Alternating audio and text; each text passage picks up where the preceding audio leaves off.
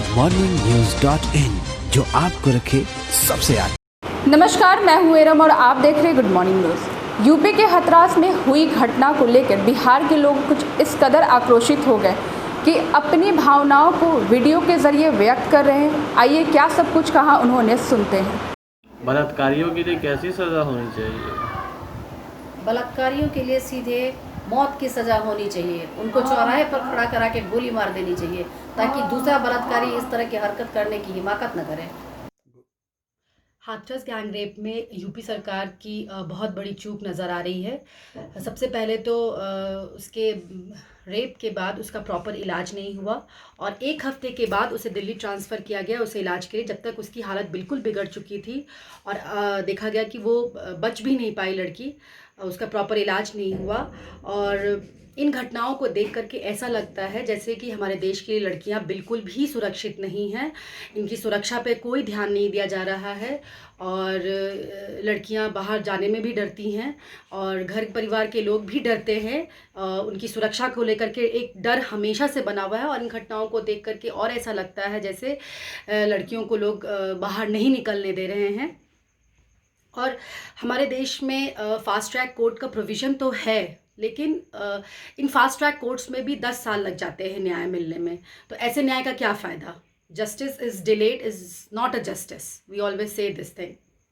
और इन सब घटनाओं को देख करके हम लोग भी एज अ वुमेन घर से बाहर निकलने में डर लगता है। मैं ये नहीं कहूँगी कि मैं नहीं निकलती, लेकिन फिर भी एक मन में डर ज़रूर रहता है कि हाँ, वक्त से पहले घर लौट आना है, नहीं तो कुछ भी अनहोनी हो सकती है। और हमारे घर वाले भी इससे चिंतित रहते हैं कि हाँ भाई, घर से बाहर है, कुछ भी हो सकता है, क्योंकि अनहोनी की हमेशा आशंका बनी रहती है।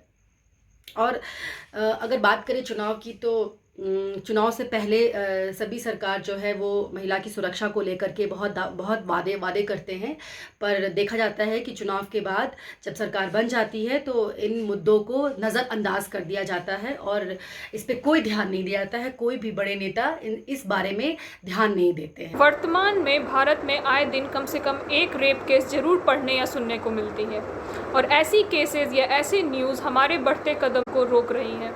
कहीं भी जाने से पहले, घर से बाहर निकलने से पहले या नए लोगों से मिलने से पहले मुझे इस बारे में 2 बार सोचना पड़ता है कि क्या मेरा वहाँ अकेले जाना सुरक्षित होगा, क्या मेरा उस अनजान आदमी से अकेले मिलना मेरे लिए सुरक्षित होगा। तो ऐसी सोच मुझे कई बार नई अपॉर्चुनिटीज़ को टैप करने से भी रोक रही है, मेरे फ्यूचर की तरफ मेरे बढ़ते कदम को रोक रही है। मुझे नहीं पता ये सब कब बदलेगा, मगर ये जो लोग व्यवहार कर रहे हैं लड़कियों के साथ, ये सब देखकर मेरे कदम बेहिचक रुक रहे हैं। मुझे 2 बार सोचना भी नहीं पड़ रहा है कि क्या मैं वहाँ जा सकती हूँ। एक ही थॉट आता है बस दिमाग में कि नहीं वो जगह मेरे लिए सुरक्षित नहीं है, मुझे वहाँ नहीं जाना चाहिए। क्या पता कल को मेरे साथ भी ऐसा कुछ ना हो जाए।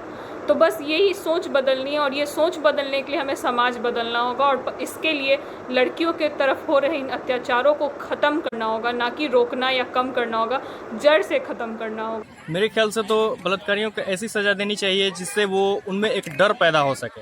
सबसे बड़ा कारण यही है कि उनमें डर नहीं है। कोई भी लॉ एंड ऑर्डर भी है तो हमारे यहाँ जो फास्ट ट्रैक कोर्ट कोई भी नहीं है, जिसके कारण इन बलात्कारियों को सज़ा देने में काफ़ी डिले होता है और जिसके कारण इनका मनोबल भी बढ़ता रहता है। और साथ ही उनके परिवार को भी अपने बच्चों को ये चाहिए कि जैसे बेटी को बोलते हैं कि ऐसा कपड़ा मत पहनो, वैसे मत जाओ, इधर मत जाओ, उधर मत जाओ, उससे अच्छा है कि हम अपने लड़के को ही क्यों ना समझा सकें वैसे।